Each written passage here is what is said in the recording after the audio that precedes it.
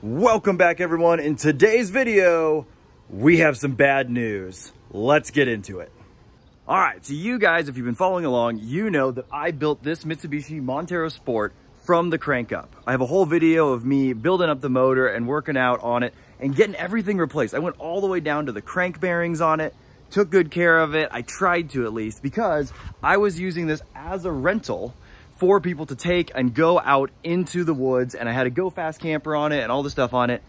And a week ago, I got a phone call that it was making a weird noise. The people pulled over to the side of the road and it died.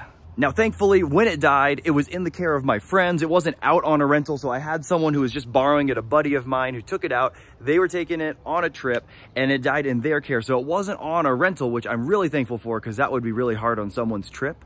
But they called me, said it's making a weird sound. I said, go ahead and just park it. Let's get it towed. Let's figure it out.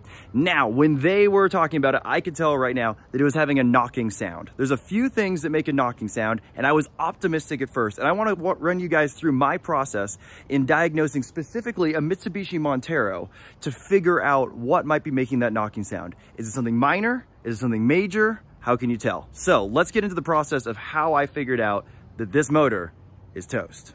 But before I show you guys my diagnosis process, check out the sound that this thing was making when it came back off the tow truck.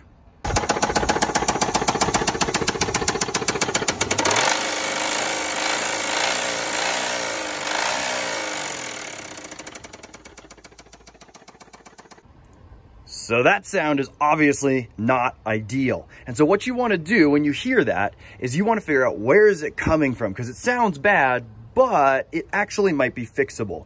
Now, if you were to take that video and you were to take that sound or post online and say, hey, I've got a knocking sound, the very first thing that people are going to talk to you about is something called a timing belt tensioner. If you've seen my video of how to do a timing belt, you know I talk a lot about this, but I wanted to show you this timing belt tensioner and explain what happens and what might be causing that sound.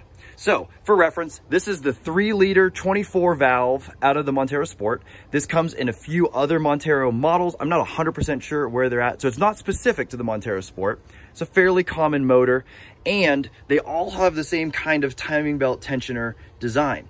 So this one is a hydraulic tensioner, which means it's got hydraulic fluid in it, which pushes this pin out, which puts tension on this pulley, which pulls the slack out of this timing belt. So it goes around the crank, goes up to the camshafts, comes down, and then it absorbs the slack here. And the reason you need a tensioner is because as this belt changes, as you put more throttle and more torque on this motor, it's going to go in and out, and it needs to take up that slack and be reactive.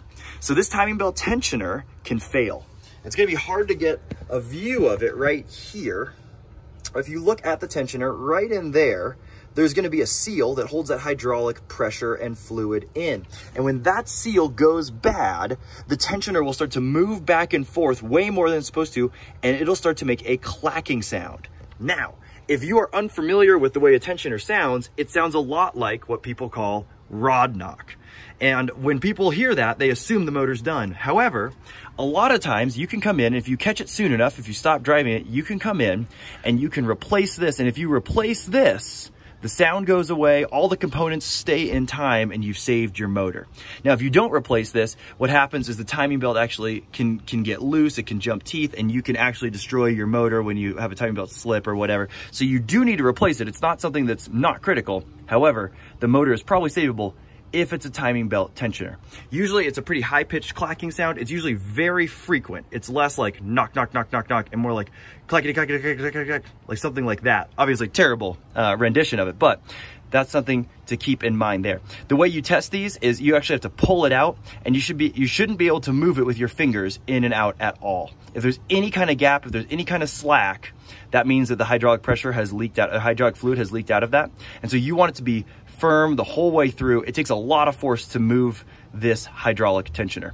So if that's the issue, that's not too bad. You come in here, take the timing components off, check that, replace it with an OEM part. Make sure that you do the timing belt tensioner preload right here. The eccentric cam is preloaded. Make sure you do that correctly, and then you should be good to go.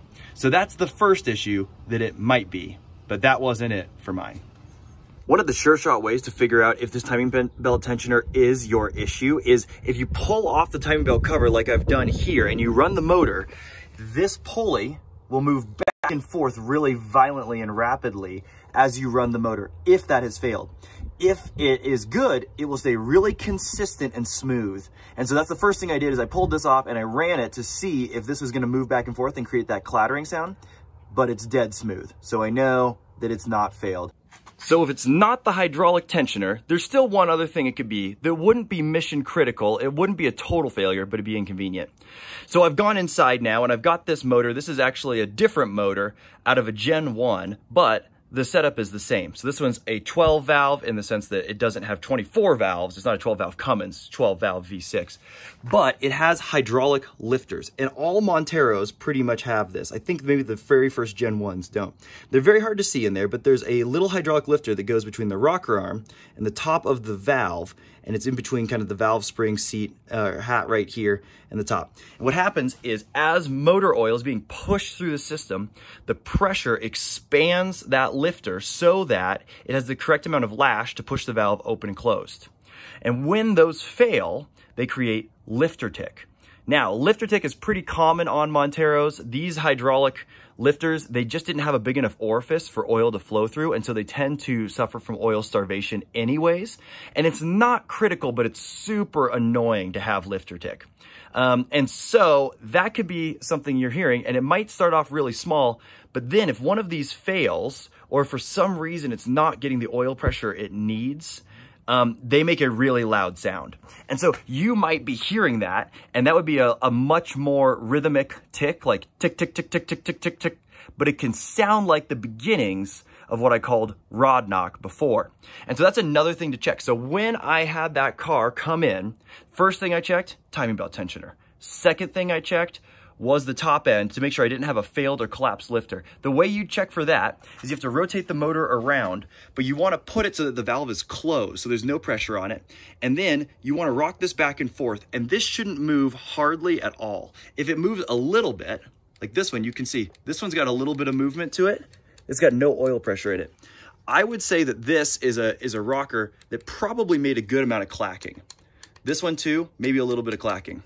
But these are gonna have oil pressure in them if they're in the car. This head's been sitting for a while out. If it's got oil pressure, you shouldn't have a whole lot of play like this. And if one's totally collapsed, you'll hear it ticking at you. And so if you're lucky, you'll have that happen. Now that'll decrease engine performance. You gotta go in, you gotta pull off these rocker assemblies. You've gotta replace those with better parts if you want it to go away. But overall, it'll make your motor run poorly, but it's not catastrophic failure. However, the third option for that sound is catastrophic failure. So let's talk about rod knock and why I might have it. Now it's worth pointing out that the only real way to know that you have rod knock is if you take the motor all the way apart and examine the broken bits, but that involves already pulling the motor out. That's a ton of work. At that point, you might as well redo the whole thing. The other thing you can do is you can usually find fragments of bearing material in your oil. So this requires a little bit of running with it. So if you hear this noise, you shut off immediately and you check your oil, it might actually look okay. But if you run it, and I've run this for a long time because I wanted to see if I could just get it to blow up. If I pull the oil out right now, it probably has tons of fleck in it. Probably it looks very glittery, a little bit of haze to it. You can pull the dipstick and maybe see a little bit of grit if it's in there. But that's the only way to really know if I have rod knock. So I'm doing a little bit of guessing here, but like I said, because I've checked these other things, I have a pretty good idea of what's wrong with this. Now to explain rod knock succinctly, I have here a piston that came out of my Montero, the Gen 2 that I blew up, and I actually spun another rod bearing in that one. That was the first motor in a Montero that I rebuilt, and I kept the piston as a good example. So what normally happens here is this is your connecting rod, this is your piston, and then the crankshaft goes around the big end of the connecting rod. And usually inside here, there's a bearing and a bearing surface that it rides on. That's got a thin layer of oil that comes out of this hole, thin layer of oil that goes around here and keeps it lubricated. However, you can see mine, the bearing has been heated up and smeared in here. So that bearing is decently thick. It depends on the motor, how thick it is. It's decently thick and it takes up the slack and it allows just the right amount of tolerance between this big end of the connecting rod and the crankshaft, which would go through here. And when that doesn't get lubricated, it heats it up, it catches, and it'll either spin the bearing, or it will melt the bearing, or it'll scar the bearing. Something will happen, and you end up in a situation like this, where the bearing material has been destroyed, and then you end up with rod knock. And rod knock is essentially when there's enough play between the crankshaft that would normally go here, the diameter of the crankshaft, and the overall diameter of this big end of the connecting rod. And as the motor is going along its strokes, the crankshaft is actually getting smacked by this rod as it's going up and down. So it's going clack, clack, clack, clack, clack, clack, clack, clack, up and down. So you'll hear it increase with RPM, and it's really loud. It sounds pretty low and deep. And that's how you know you have rod knock. So that's what's going on with this motor, unfortunately. I've checked the timing belt tensioner. I've checked the hydraulic lifters. The only thing that would make that sound is the bottom end. So there's 3 reasons why this might have happened. The first reason is bad oiling, and that could happen for a number of reasons. I had enough oil in there. The oil was full. It was the right kind of oil, but it's possible that an oil passage got clogged. Something wasn't getting lubricated, and it failed. So the first one is oil starvation. That's a normal thing that happens if you run it low on oil. That can cause it to fail because this needs to run on a little bit of a thin layer of oil. So when that fails, that's a problem. Could have been a bad pump, could have been a clog in the filter, could have been any number of things. Could have been some debris from when I rebuilt the motor.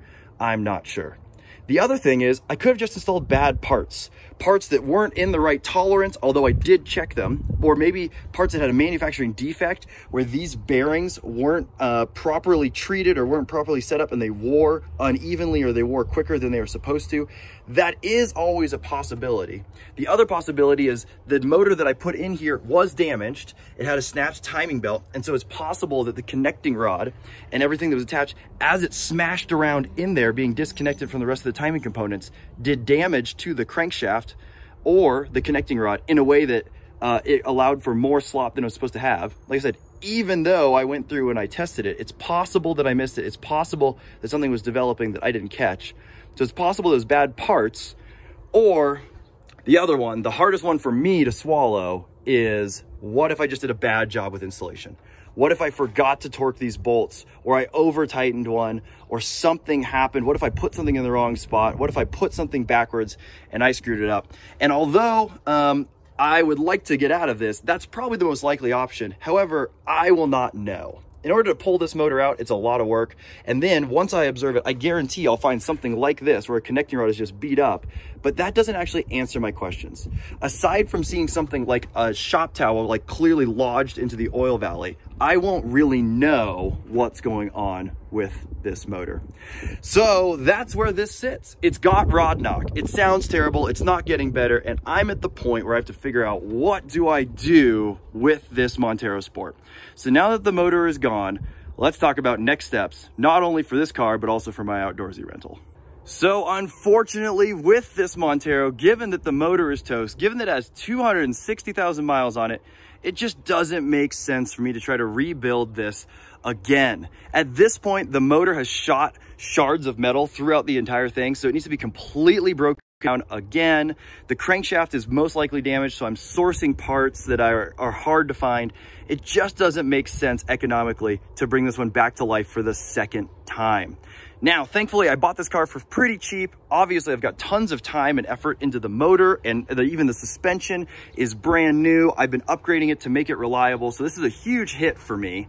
But I'm gonna part this out. I'm gonna take the differentials, because they're 4.9s and they'll go into a Gen 2. I got a guy in town who wants a bunch of little odds and ends. I'll sell those to him, and hopefully this Montero can give up its life to make some other Montero Sports keep staying on the road. Unfortunately, it doesn't make sense for me to rebuild it. This one lived a good life. We gave it a good try, but here we are. Since this blew up, I've transferred all the outdoorsy things, all the rental stuff, onto a different car, and I'm renting that one out. All of my customers and the people who have bookings are satisfied with it. They're happy. I'm happy that they get to take their vacations. Obviously, an enormous bummer to have this fail. And it makes me question whether or not I'm gonna do it in the future.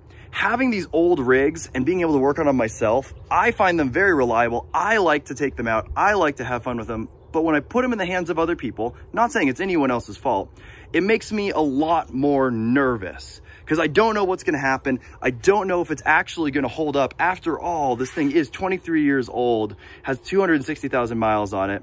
So I just don't know if it makes sense to rent out a Montero to somebody else unless I've thoroughly gone through it.